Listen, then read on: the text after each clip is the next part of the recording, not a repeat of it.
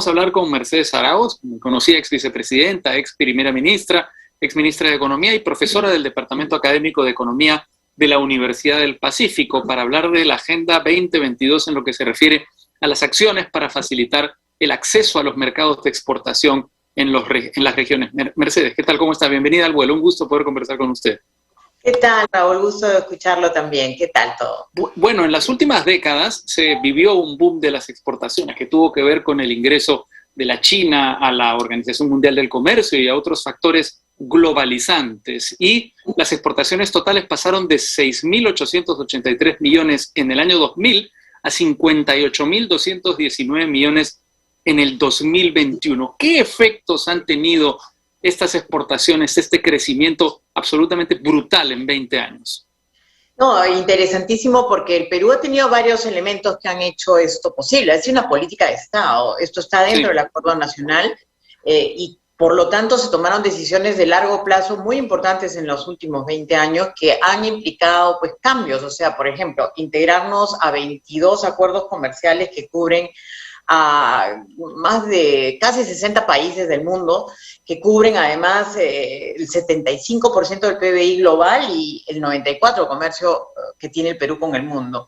Y eso ha implicado además la generación de no solamente un desarrollo de lo típico, ¿no?, que es la exportación de recursos naturales, sino toda una nueva agenda de exportación de bienes agrícolas, por ejemplo, que nunca hubiéramos esperado que eso sucediera en nuestro país. En el sector agroexportador es uno de los grandes campeones con productos que inimaginable, estamos primeros en el mundo. El Perú es uno de los exportadores más importantes del mundo agropecuario de alimentos, ¿no? Sí. Y luego tenemos el otro... Esto perdón, por una serie de virtudes que son increíbles, ¿no? Como los microclimas que existen en nuestro país que permiten que algunos frutos que, por ejemplo, no están en el invierno de los Estados Unidos, puedan ser exportados del Perú a los Estados Unidos y a otros países. Así es, y por eso se generan un montón de oportunidades interesantes en las regiones, porque si bien el que ha aprovechado más es la costa, digamos, peruana, las oportunidades son inmensas. O sea, tenemos climas que hacen que podamos ser mucho más competitivos que México, que está al lado de Estados Unidos, en la producción de paltas, de manera mucho más permanente, porque son cultivos que pueden ser más permanentes que lo que podría ser lo que le sucede a México en algunas regiones, o productos como los arándanos que eran inimaginables algunos años atrás y estamos primeros, o el kion.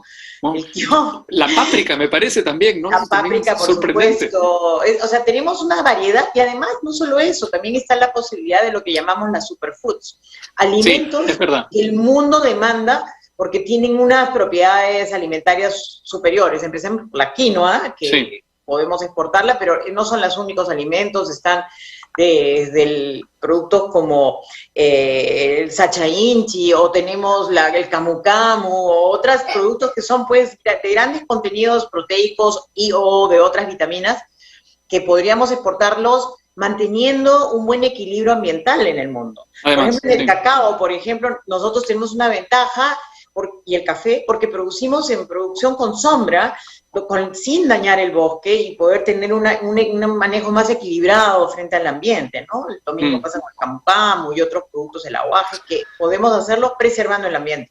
Y además en el Perú, el Perú se ha especializado, por ejemplo, en la producción de café, en algo que es hacia donde va el mundo, la producción de café boutique, es decir, un café especializado en públicos que requieren un café como muy sofisticado, con unas características muy especiales, no el café a granel que se produce en grandes cantidades, ¿no?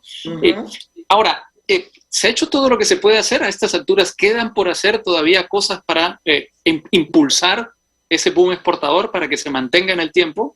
Sí, hay más que hacer. Porque nosotros tenemos un plan estratégico nacional exportador que busca profundizar la internacionalización de las empresas peruanas, incrementar más exportaciones con valor agregado y mejorar la competitividad en general exportadora. Eso nos llevaría pues a tener una oferta exportable diversificada y muy sostenible y darle capacidades a las empresas del país. Pero para eso necesitamos trabajar con los gobiernos locales y regionales. Se ha hecho un esfuerzo de planeamiento también a través de los planes regionales exportadores, pero que son de carácter voluntario.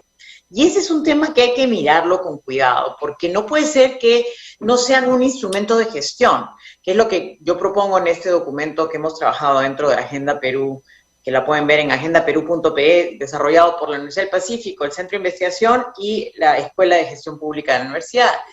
Podemos desarrollar mucho más esfuerzos si esto se volviera parte de la planificación regular de los gobiernos regionales. Entonces, en este momento, por ejemplo, que estamos con nuevas autoridades, lo que queremos es proponerles que usen estas herramientas, las trabajen más y las profundicen, y que sean parte de los acuerdos que se tengan a nivel de los, inclusive ya creados, comités exportadores regionales. Sí. Porque esa oferta exportable puede crecer si tenemos estrategias mucho más profundas, que puede ayudar a tener mejores capacidades de transporte y logística, que tengan capacidades de infraestructura productiva local, que les permita, por ejemplo, tener mejores manejos de la cadena de frío en algunos productos, que podamos generar conocimiento entre las propias universidades locales y regionales, articulando entre diferentes tamaños de empresas y también con las universidades de Lima, ¿no? Sin duda podemos colaborar, pero tenemos que hacer mucho más trabajo coordinado, y es la oportunidad de los gobernadores de mostrar que ellos están en una agenda que es más profunda que la agenda puramente política o de infraestructura sin ton ni son, sino con una infraestructura ligada al desarrollo de la región. Que además se traducirá directamente en el desarrollo de la región, ¿verdad? Así es, mucho más bienestar, más trabajo formal. Exacto. O sea, ha habido casos interesantes. Yo menciono a veces el caso de Huancavelica, donde el gobernador saliente se lanzó con una idea que me parece genial, dentro de su marco del PERCS, de hacer de Huancavelica el gran proveedor orgánico, ¿no? Y la marca era Huancavelica Orgánica.